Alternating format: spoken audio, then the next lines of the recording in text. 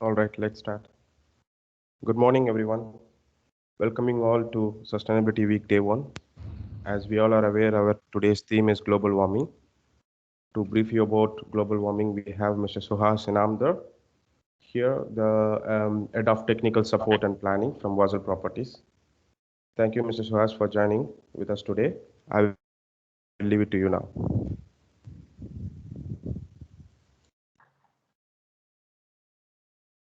Good morning, Dinesh. Thank you very much. Karthik, good morning once again. Thank you very much all. It's my pleasure to be with you all today morning. It's my pleasure and also honor, privilege to share my thoughts on global warming during this Sustainability Week, which is being observed by Emeril. Now, it is very unlikely that any one of you may not have heard about global warming as such. Global warming, everyone, all of us have heard, but today, in the next 10 to 15 minutes, my endeavor shall be to tell you something which probably you do not know, or at least there'll be few facts which you have not been aware of. So this is my endeavor.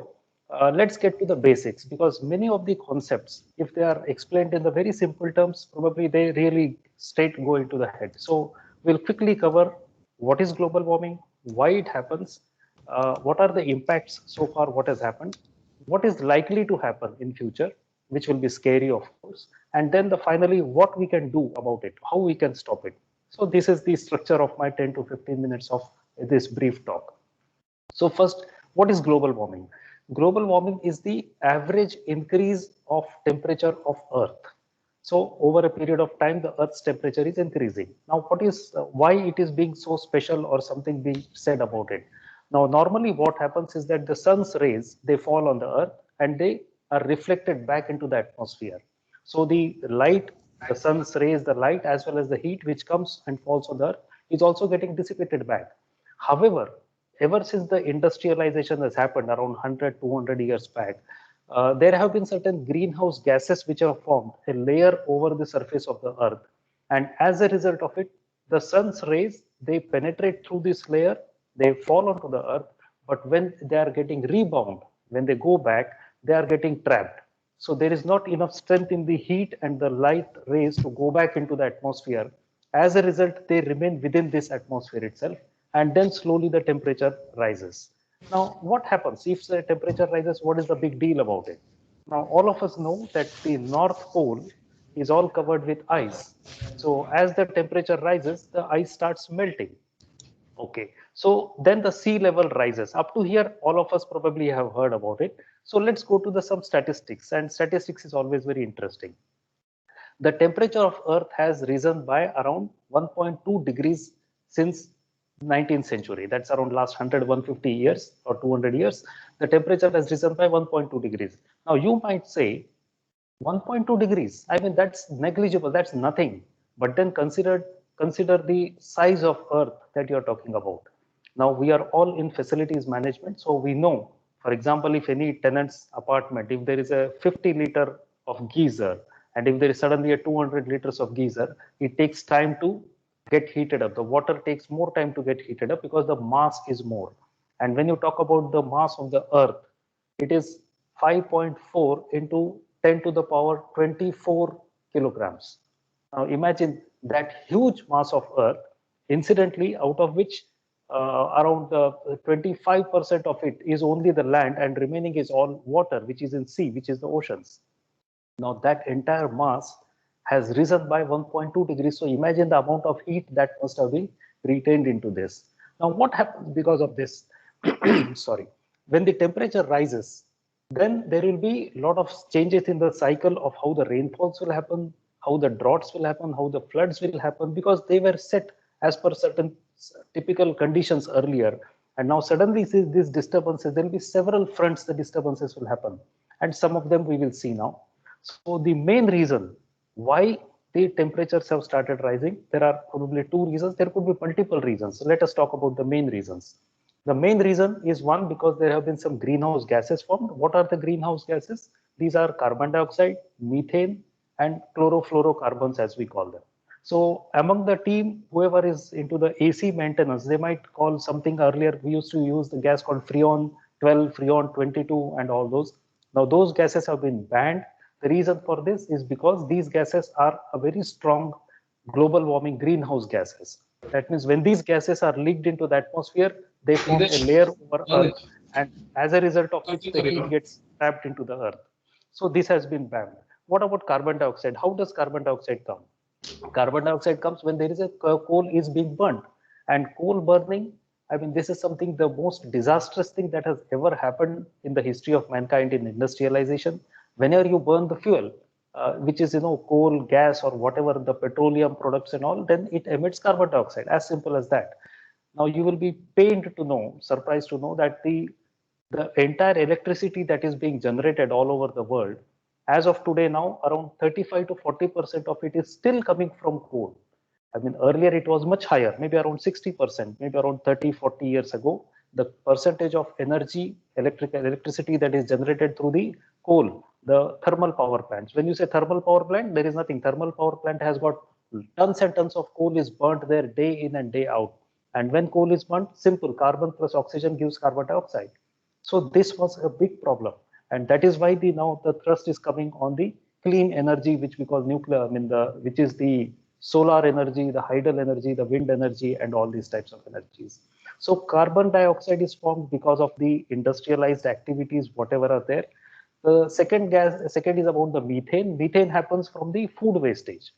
Now, it is something very pitiful to know that in America, 1/3 of the entire food that is produced by the agricultural farmers and everything, that is wasted. I mean, this is a crime, and the percentages vary all over the world. But wasting food is a crime because there is a lot of efforts have gone by the farmers in making that, growing that agricultural crop. And then, it takes a lot of transportation to shift it into your place, and to you spend energy in cooking it, and then you just spend it or throw it off. It is not fair.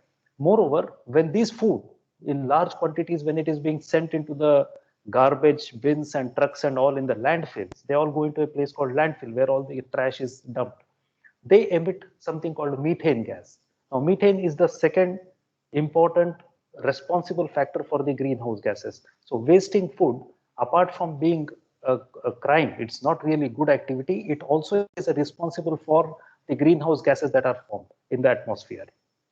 So this is the reason. And the third reason, probably, if you call it, is the deforestation, which is again the human greed to expand its territories. And now the forests are being cut all over the world, as a result of which the trees are reduced. Now what happens is the trees, they absorb carbon dioxide and they emit oxygen. Both ways it is good for human beings. We want oxygen. I mean, oxygen is something. And in the COVID times, we all know how oxygen is important. And the carbon dioxide, having more of it in the atmosphere is wrong for us. So if a tree takes carbon dioxide and it emits oxygen, nothing like that. That's the best thing that can happen. However, trees are being also cut systematically. Now, these are the main principal causes why global warming happens and what are the effects of global warming. Now, let us see in the last 1 year, we'll not go very far back. Let us see just last 1 year what all impacts this global warming has created, so that we know the impact of it. I mean, the intensity of the global warming. I'll just cite some 3 or 4 major cases that were there. The first thing is that the Australian floods, which are currently going on. Currently, as we are speaking, Australia is in floods. I think those of you who watch the news regularly would be aware about it, that Australia currently is witnessing floods, which some of them have described it as once in a century. That means once in 100 years, it happens like this. And the rainfall in some of the areas, mostly I think the south and the east of Australia, the amount of rainfall that they have received in just 1 week is probably what they received in 6 months. That much amount of rainfall has come and it has flooded everything. So this is something that is the effect of global warming that is taking place. And when you say this kind of rainfall, it affects everything. It disturbs your day-to-day life. It creates financial losses. It creates human losses. Luckily and thankfully, there are no human losses reported much from Australia, but it's a pain. It's a disturbance. Now coming to the more intense things that have happened. Now the China floods last year. China has witnessed floods in 2020, in which 2,000 people died. Now this is not a small number. 2,000 people died, 54,000 houses collapsed, and more painfully, around 250 cultural sites were damaged. This all happened because suddenly large amounts of rainfalls created floods in China. Okay, what about the wildfires? Now, floods we talked about rainfall, the other weather extreme. Now, this global warming creates weather extreme in all areas. So the wildfire, the forest wildfires because of the heat. And if you talk about that, Australia, Siberia, and California, they witnessed their maximum wildfires in 2020, last year only, not very far back. And the extent of California wildfire is such that around 4.4 million acres of forests were burned down in just 2 weeks. Now imagine how ravaging the fire must have been, how dangerous it must have been. So these kind of activities, they disrupt the human activities, they create loss of lives and all.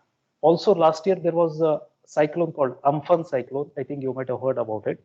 It affected West Bengal in India, Odisha in India, and Bangladesh, these two countries, India and Bangladesh. And this was probably one of the most costliest cyclone recorded in the recent history, which costed around $13 billion worth of damages to the people and the property. Around 118 people had died, and it is said that it is the strongest cyclone to have hit these areas since 1582, which is around more than 400 years ago. So these are all the things, and the last one is about the Uttarakhand. Last, I think, a few weeks ago, some 2-3 months ago, we suddenly saw that in Uttarakhand there was a project called Rishi Ganga project in the Chamoli district. It was all washed away. The visuals on the TV screen were really horrifying, and the reason they say is that one glacier melted and the lake which it was holding, it gave up, and all. This is all, I mean, these are all the reasons. I mean, one of the consequences of the global warming. So the glacier, which has been there for years, for decades or centuries, there was no reason for it to melt all of a sudden, but it melted. It was holding a large amount of lake water in the lake, and that all gave away, and that flooded. The entire power project was washed away. I mean, there were some casualties, around 150 people also died in that. So these are the things. Now let us come to another interesting topic about the ice melting. Now, between just 1 month of September and August and September of last year, 2020, in 1 month, Greenland has lost around 152 gigatons of ice. Now, gigatons of ice, that is, I mean, that's a huge amount of ice that has been melted. And the sea levels must have risen because of that. Now, just to give you a glimpse or an idea about what it means, the sea level rising, then consider this fact that in the world, there are 145 million people, 145 million people who live in the areas which are less than 3 feet above the sea level. I mean, the coastal areas which are above the sea level, when you measure the altitudes of the hill stations, they say it is 700 feet above the sea level, 800 feet above the sea level. They are colder places and all. So the coastal areas are either at the sea level or above the sea level as they go into the land. So there are 145 million people worldwide who are living within 3 feet above the sea level.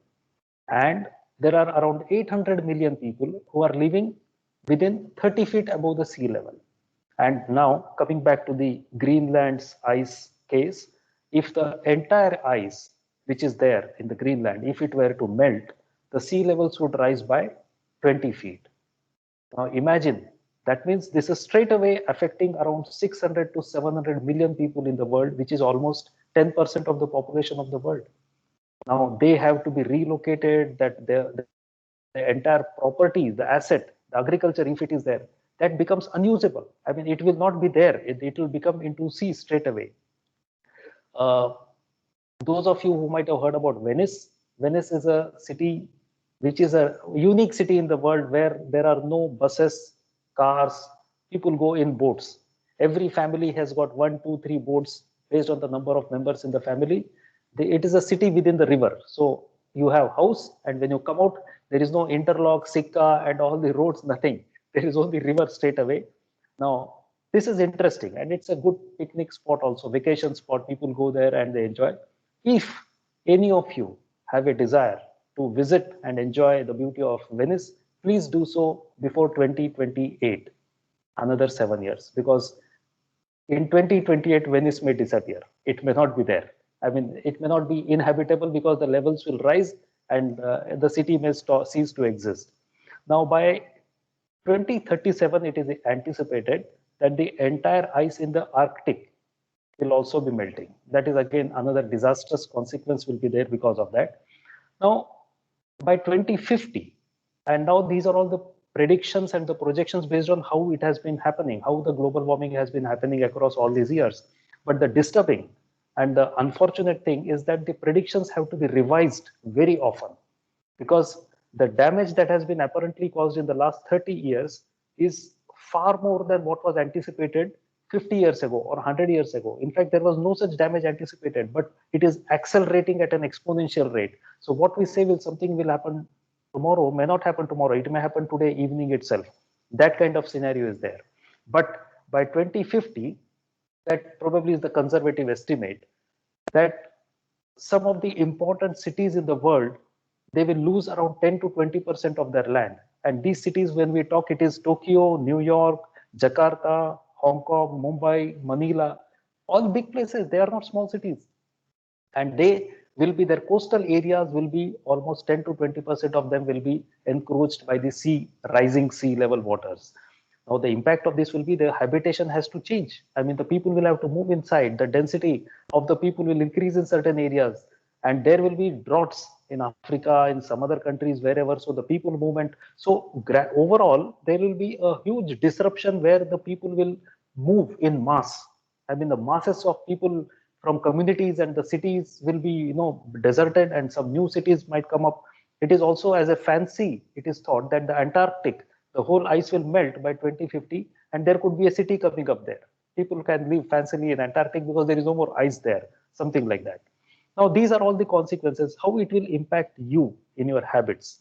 Now, those of you who love coffee, I'm sure all of us love coffee, right? Who doesn't like a fresh, hot cup of coffee when you arrive at work? However, there is a bad news for all the coffee lovers. The coffee production has been significantly reducing year after year. And to the extent that by 2050, 90% of the current coffee plantations are going to be extinct. They will not be there because the weather conditions, the requirements which are there for coffee growing requirements in the agricultural terms, they are not there anymore. They are not, they cease to exist. And as a result, the coffee production is reducing. And by 2050, only 90%, 10% of the coffee production will remain, which is from today's capacity. The result will be the price will increase. Coffee will become very precious like gold and silver, probably. Now, the fisheries, people who love eating fish also, the fisheries, many of the fisheries around the world have recorded around 50% decline in their catch compared to the average what they used to catch in the every yearly basis. So there is some concern on the fish also. The reason is because when the temperatures become warm, the fish which has been used to live in certain conditions, suddenly it finds something different and it moves in different areas. It is not there anymore. Some of them, they become extinct. They can't tolerate that. They can't bear that temperatures as well. It will also impact all of us on the 2 or 3 major areas. One with higher electricity bills for all of us, because as the temperatures rise, your need to keep the AC on will be higher, or the ceiling fans, you have to switch them on more number of time at more colder temperatures, or the compressor will run with more energy because outside temperatures are higher. So it has to work more to give you the desired temperature indoors. The water bills will also rise because currently, some of you might be aware, only 3% of the water in the world is worth drinking. Rest is all not drinkable water, not potable. So this, when it reduces further, then the price of water also will increase, and more essentially, the food prices will increase. And food prices increase means that could be having very significant consequences on the way the mankind lives, survives, and grows hereafter. Now, these are all the consequences, scary situations that I have mentioned. Now, what we can do about it? Can something be done, or we just keep our hand together and then say, pray God that nothing happens? Of course, praying God has to be there. In every religion, we pray God. That is the moral strength that we all get from, and that is the ultimate support that we all have. But then there can be something can be done. So there are basically, we can say there are 3 stakeholders in this. One is the governments. Governments, what they can do, they can pass resolutions for any inefficient usage of the resources which are there. You have to conserve resources. You have to live in a manner in which we will describe now what we can do for that. so that they can pass strict regulations. They can incentivize the companies on which produces clean energy. That means the coal energy should become zero by 2060. Coal will not be there. All coal will be all dried up. There will be no more coal mines. Coal thermal power plants will be all gone. Already people are talking about the limited petroleum resources which are there. So even that also will not be there. So currently the solar energy, unfortunately, solar energy is only 2% of the total energy that is generated as of today when we are talking.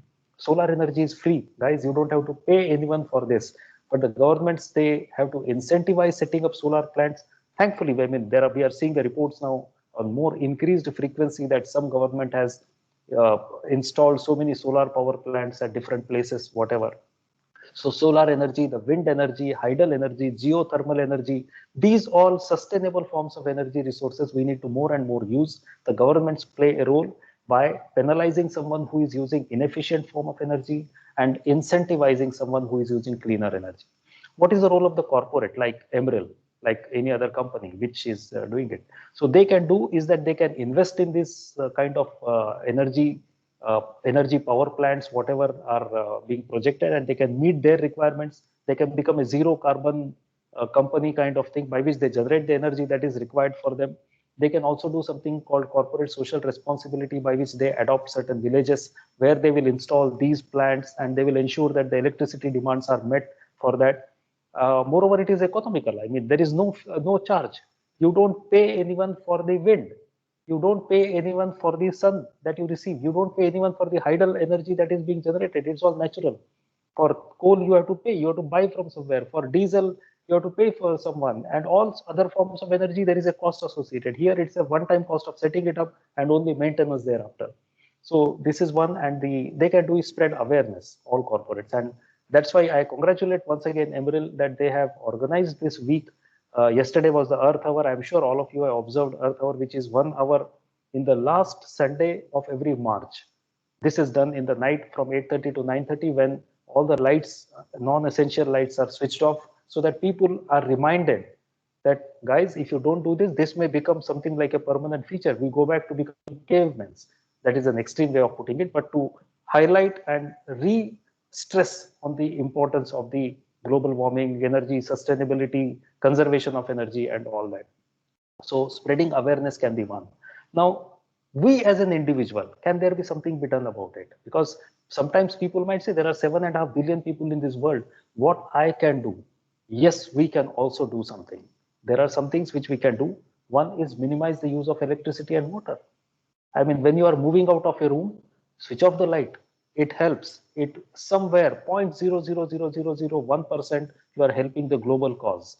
You are helping your company to reduce the bills, and you are having a self-esteem and a satisfaction that yes, you have contributed. Your actions, your initiative, or your simple act has really helped the company and helped the world in general, the humanity, to which you owe something. You are living in a society. So this is your contribution to the society, that yes, you have used minimal of the energy. Water, use minimum water wherever possible. Conserve water. This can be something can be done.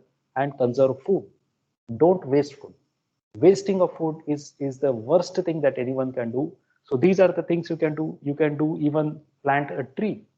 I mean, have some trees in your balcony, have some initiatives.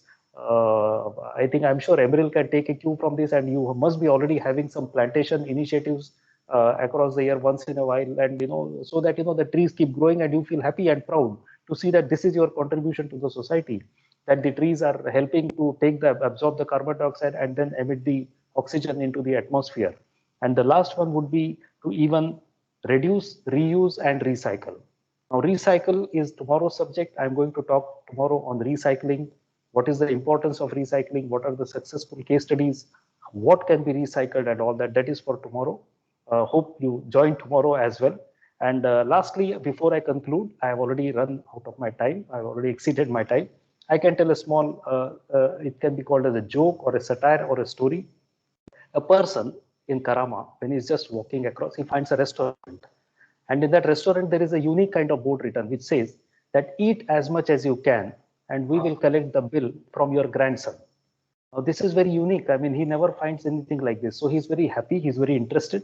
So he goes inside and has biryani and he has whatnot. He eats to full of his stomach. And when he's coming at the counter, he confirms that there is nothing bill.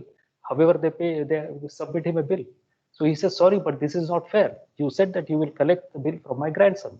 They say, yes, sir, we still agree on that. This is the bill of your grandfather and you have to pay for it, right? Now, why I say this joke while I'm closing this, because today we are paying the price for our grandfather's actions and our grandchildren are going to pay the price for our action.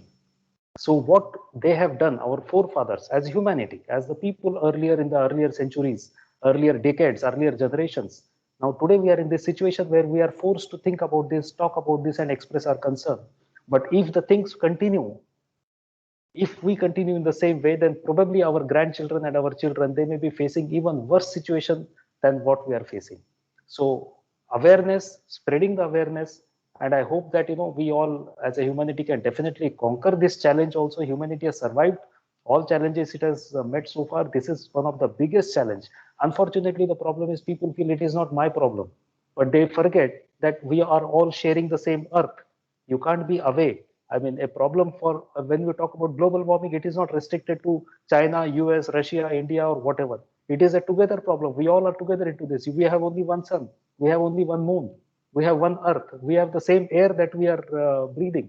So it is our everyone's concern. The moment everyone understands this, acts responsibly, then I'm sure the situation will improve and we can. This is a process of decades and generations. So at least we can start, and that starting moment can be now. Thank you very much. Dinesh, over to you. Thank you, Mr. Suhas. If anyone have any question, just feel free to ask. Hi, Mr. Suhas, it's Karthik. Really, thank you for your time and your information. I'm really glad that you finished your speech with a story, which we all love that your small stories. Once again, thank you for your time. Thank you very much. Thank you. Thank you, Mr. Suhas. Okay. Wonderful. Yeah, thank you very, very very much. insightful. Thank you so much. Thank you so much. Thank you very much. Okay, thank you very much. So, Thank you very much. All right. Look forward for the session for tomorrow on recycling. Tomorrow is recycling, so thank you so Yes. much. I hope you all join. It was not boring, I hope. Surely. No, surely. it's not at all. It's not boring at all. It was great, insightful, very insightful. Thank you so much. Yeah. It's Thank you so actually much. very informative. I believe our colleagues also have learned something new today. Your speech is actually inspiring us and encouraging us to take more responsibility. And I believe this year our celebration on the Sustainability Week is going to be very different than past. Thank you so much for your time. Appreciate your effort. Thank you so much. Thank you very much. See you all. Thank you. I'd like to echo that, Shahas. It was a very passionate speech, and I like some of the facts that you presented, especially quite shockingly that go and visit Venice within the next 7 or 8 years before it disappears. That really brings it home. And on that angle, I'd like to remind everybody that quite a lot of the communities around here are built on reclaimed land from the sea. So you could conclude that the same applies. I like the way that you finished off, and I'll be continuing with this later in the week on simple measures we can all take to do our little bit collectively. You know, with the mass of the population, if we all do you can't get a better conservation measure than switching something off. Now, yes, it might be that we've heard so much about global warming, and it's lovely to see somebody speaking with the passion that you did. But and it might be an old news story, and we'll be getting complacent hearing about it, but we can't afford to do that. Now, if we look at the last year, look how, with the pandemic, we've had to change our behavior and our habits. So there's no reason why we cannot change our behavior and our habits for this cause also. Very true. Yeah. Thank you. Thank you again. Thank you very much. Thank you. Thank you, Mike. Mr. Suhas, for your information. Mike will be the host for Day After Tomorrow program on energy solution. Oh, I see. Very good. Very nice. I look forward. I will join Mike's session as well. I will invite you. Thank you. Well, Yeah, sure. I think I've got a hard act to follow.